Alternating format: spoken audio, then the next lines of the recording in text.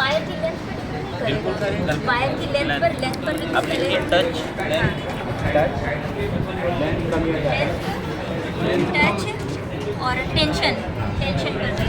Tension दिया हुआ है इसके हिसाब से, है ना? हाँ, टेंशन दिया है और इस बात पर भी ना कि ये कितनी ऊंचाई पर लगा हुआ है। उसकी हाइट नहीं होगी। इसलिए लगाइए कर पाते टेंशन दिया है। टेंशन वो तो स्पीड हाइट तो इसके मैटर करती है कि आपने जितनी हाइट दी उतना ज़्यादा टेंशन है। मैम तो भी वो एक फैक्टर है, लिख लीजिए, आपको लगा ना एक फैक्टर है कि मतलब क्या पता। जैसे हमने ना ये उनका संकेत लगाया था तो शायद कंपन कम थे और ध्वनि भी कम थी और सराउंडिंग में हाँ ऑब्जेक्ट लिख सकते हैं।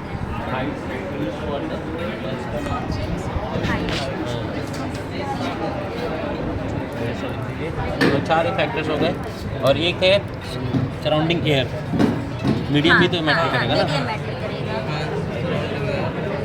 सर एक बार बताएंगे क्या क्या लिखा आपने करा और क्या क्या निष्कर्ष? हमने लिखा कि हमें जो मिला हुआ है मतलब जो भी एक रॉ एपरेटस मिला है उसमें ए और बी मेटल से बंधा हुआ जो वायर है, वायर की लेंथ हम ले रहे हैं।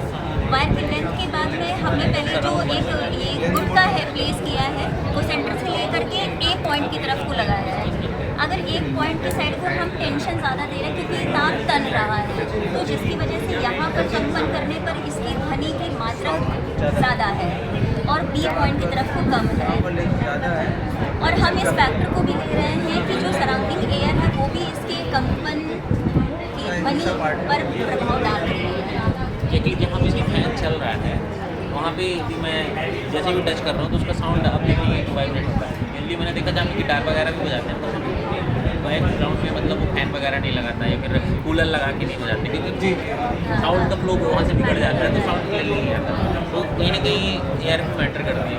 बहुत अच्छी ये बताइएगा। वायर्स लेंथ है, टच है, टेंशन है, ऑब्जेक्ट मटेरियल ले सकते हैं, ऑब्जेक्ट की हाइट होगी और उसके बाद मीडियम जो कि फैक्ट डाल सकते हैं। और देखते हैं क्या लिख सकते हैं सर और कुछ आगे स्टेप में कुछ कर सकते हैं। और वो लिखा है आवाज़ में परिवर्तन। मैं हाँ उसी पर बात करने जा रही थी कि एक गाने से निकलती आवाज़ में परिवर्तन किन चीज़ों से हो रहा है। टच से होता है बेसिकली हम किस तरह टच और टेंशन हाँ टेंशन कितना है तो ध्यान में रखना ही है आपको। डायरेक्टली प्रोपोर्शनल है।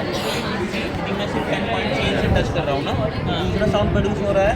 यदि मैं इससे टच कर रहा हूँ तो दूसरा साउंड प्रोड्यूस हो रहा है या ऐसे डायरेक्ट अंदर से कर रहा हूँ दूसरा हो रहा है। हाँ हाँ तो टच पर मेरा डिपेंड टच किस तरह से है उसमें मैं किस तरह से उसे मतलब स्ट्रेस दे रहा हूँ टेक्निकली स्ट्रेस दे रहा हूँ जिस तरह से उस तरह का साउंड प्रोड्यूस एक आध इंच और खींच का ये होता है। एंड ये भी तो एक चीज़ होता है ना कि जब गिटार या वाइट वगैरह जब हम प्ले करते हैं तो उसके बजाने वाले जो सब्सिडियरी मटेरियल होते हैं वो भी अलग अलग चीज़ होती है। जैसे गिटार में एक छोटा सा कुछ प्लेटिनम का होता है जो कुछ होता है उससे वो प्ले करता है। वायलिन में एक तारा होता है तो उसमें एक धागा और बना होता है तो उसको स्मूथली जेंटली रन करना होता है। Nature of material used